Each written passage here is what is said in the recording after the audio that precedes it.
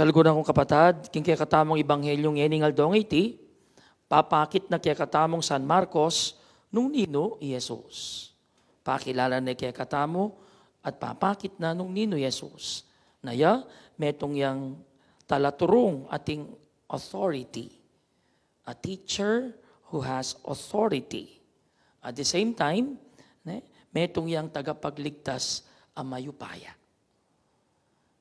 Teaching with authority, teacher with authority, and a Savior that is powerful. Dini nga duwang larawan papawagan na kay katamong San Marcos kay ngaldong iti.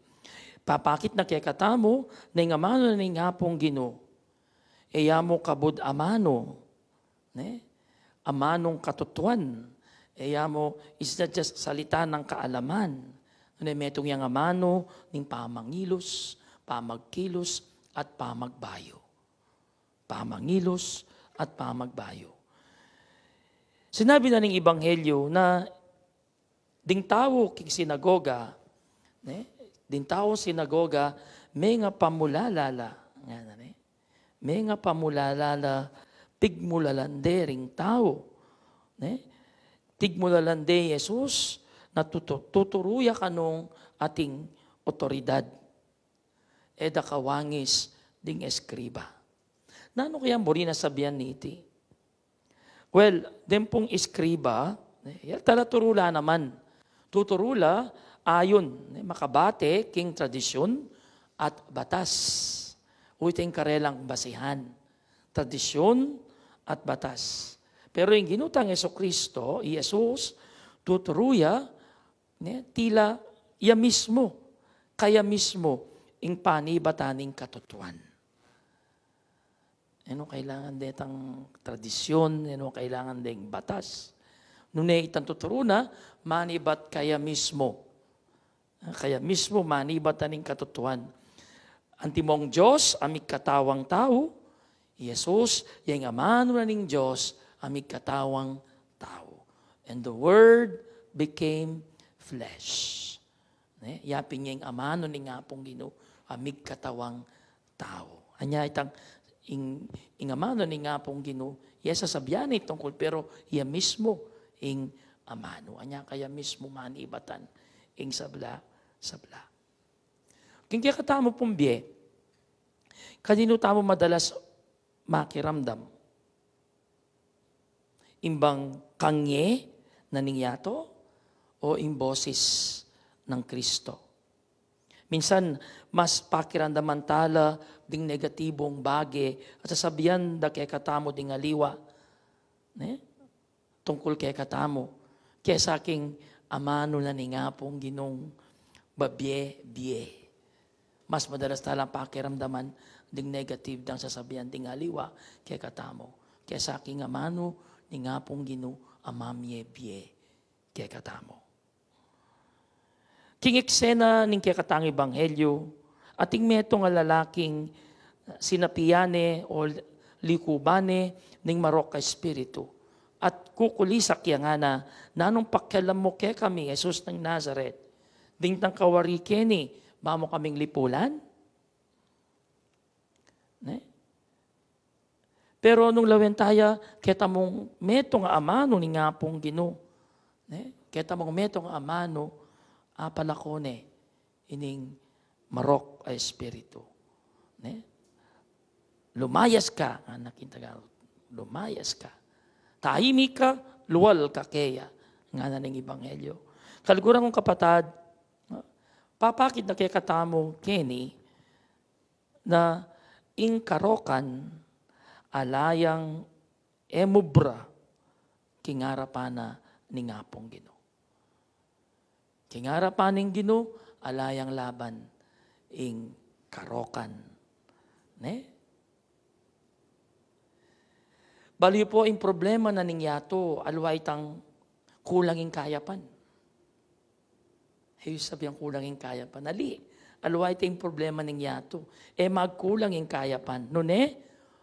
Papabustan tamo, magpabayata mo, at paborenta mo, na ing karokan, yung magari, karing kaya katang puso. Kaya po ita? Papaboren tayo kasing karoka na magari. Pero mo sasabihan na kulangin kaya pan, ali. Yung problema, pabustan tayo ing marok ang manimuna king kekatang puso. Halimbawa, ing mua. Instead na mamatawad ka, mua nakapin man. Inggit.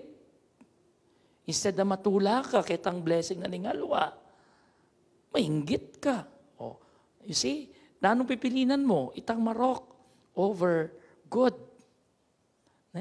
Anya instead na magari yung kayapan, bala mo kulang yung kayapan, actually, lineleme. Pabustan mo yung karokan, yung mga ibabo, kingyato. Inggit, kasakiman, takot. Pero, nung pabustan tayo, ingapong Ginoo, ang maghari kimbiyata mo, asambot na, nanumang klaseng karokan, ingarap mo kaya. Nakuya po, potang tinggap may nga po Ginoo kimbiya mo, nanumang yarap mong karokan, masambot at masambot siya, ing karokan, karas, kingapong Ginoo. Kutang, atin bang parti kimbiyata mo, na kailangan ng palayan Kristo? Detang mua, akikimkiman mo? Ding takot, tapipigil-pigilan mo? Idahon tala reni kaya. Idahon tala kaya.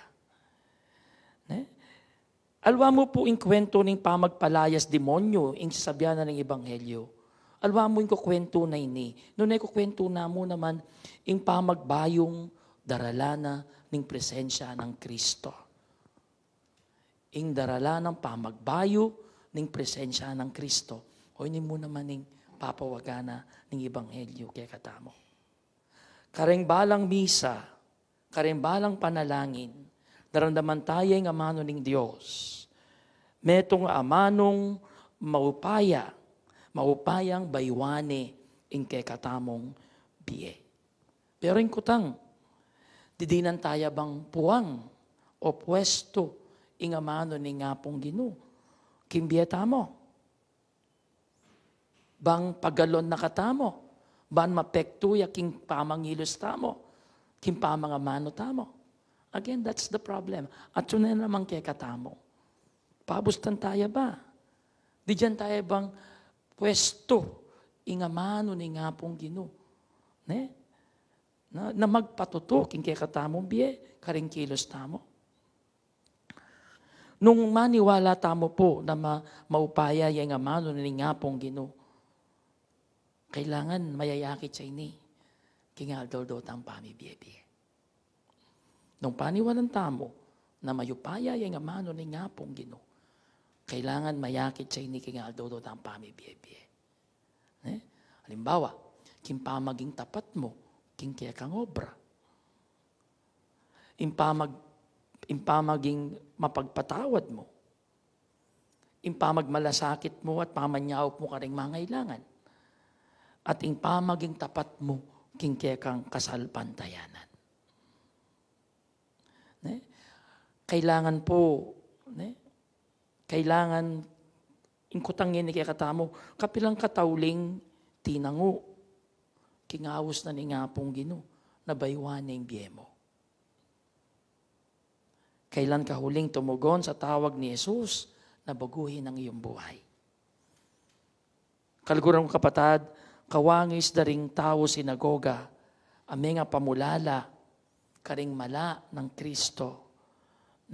May nga pamulalala, mamanghata mo naman po sana. Itamo man sana, mga pamulala tamo karing mala na ng Diyos. Pero itang pagkamangha, itang mga pamulala, niya sa puro mga pamulala. Pote itang pangapulala, maging kang mulala. Itang panghanga ba? Itang mangha mo. Sana niya puro mangha. Wow! Wala mo. Ang ganyang wow. And so, what is that wow? Where would that wow lead you? Kabustan tayo po ing amano, maghari, king kay katang puso. Bang, abalo tamo, mabiyasa tamong kumabiye, mitmong kasalpantayanan, pag-asa, at lugod. Pagkapusan tayo, Jesus, naiaya mo tuturo, king tuto, king gusto. Nune, lalaban niya, lalabanan ng karokan, at maghari yung katutuan, king kayang piye.